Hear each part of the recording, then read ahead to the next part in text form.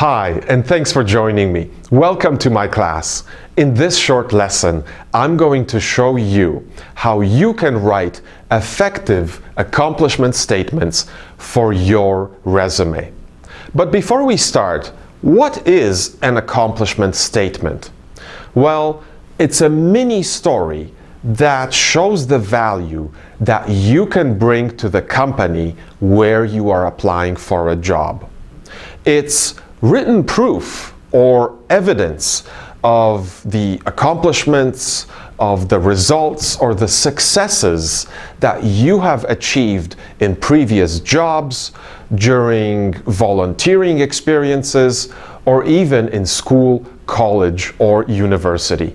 So if you're a new graduate with little or no work experience, don't worry. I'm sure you've had lots of opportunities to work in teams, to complete projects, to write reports, and to do assignments. And you can use all of that experience in writing your accomplishment statements as well. Now, it's also important to remember what accomplishment statements are not. And they are not descriptions of your job responsibilities, duties, or tasks. And the big difference between accomplishment statements and descriptions of job duties are action verbs. And what are action verbs? Well, they are verbs that describe someone doing something. So for example, when I think of verbs in past tense, in this case, because I've finished this job, verbs such as organized, created, developed, or designated, I can actually imagine in my mind somebody doing this and getting some kind of result. And this is key, being able to achieve some kind of result when using the action verb.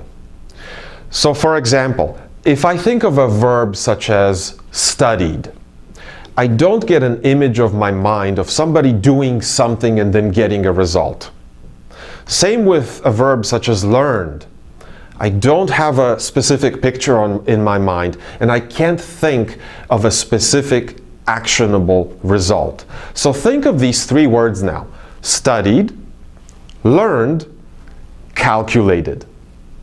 If we think about areas such as mathematics or engineering, well, first you need to study, then you learn, and then after you learn, you can do the action, you can calculate things. And calculating is an action verb. I can actually imagine somebody doing that and then achieving a result from the action of calculating. So this is a good activity to go through if you're trying to decide if a verb is an action verb or not. Now, let's put this all together into an example. But before we do that, let's identify the three parts of an accomplishment statement.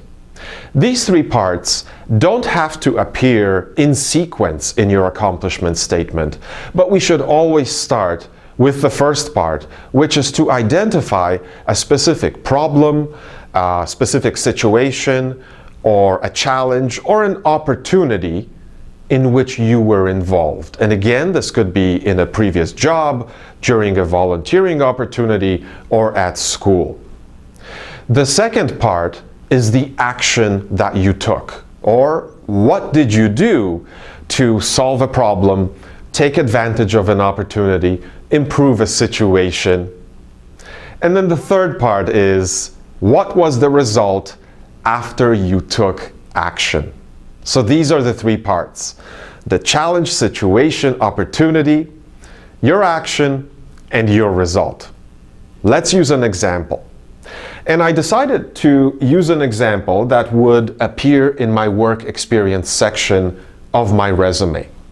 Now, if you're not sure how to organize the work experience section of your resume, I've created a video in the past where I show you how to do that, and I'll post the link to that video at the end of this lesson. But for now, let's go back to our example.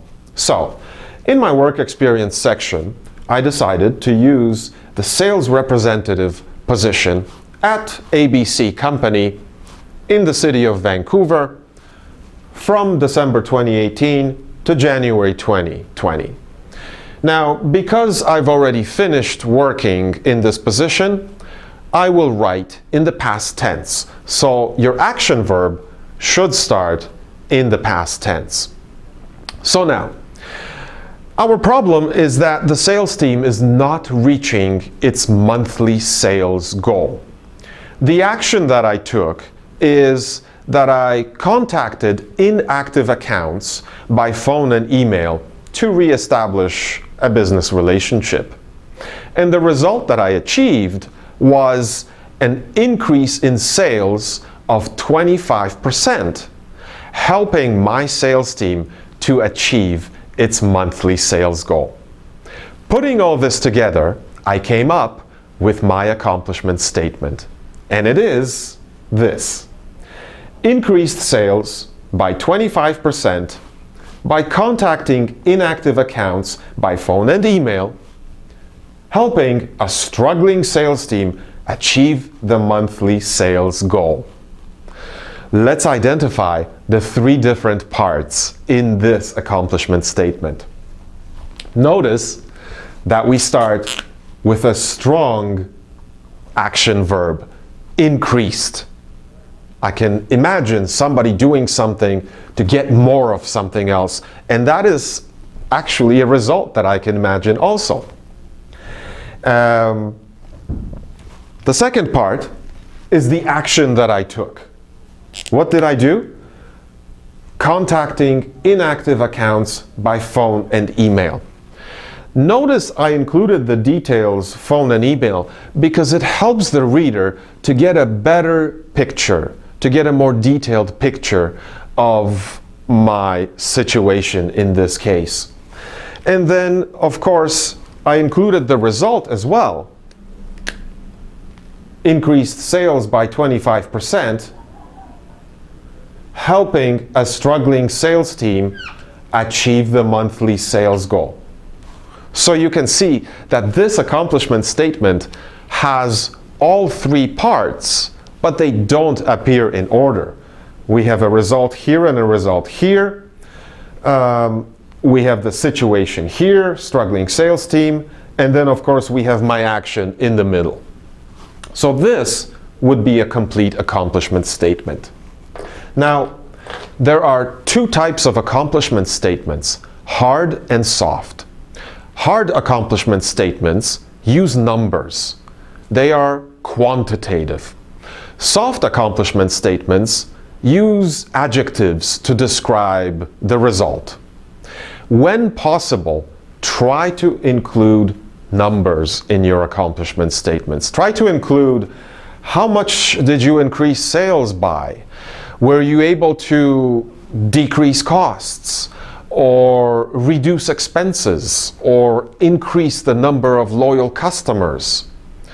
Those types of results should be measured whenever possible. But not every job position lends itself to hard accomplishment statements and results. So in those cases, it is okay to use a soft accomplishment statement with adjectives only. I hope this tip was useful for you, and as always, if you have any comments or questions, please include them below this video in the comments section, and I always do my best to reply to every comment and question.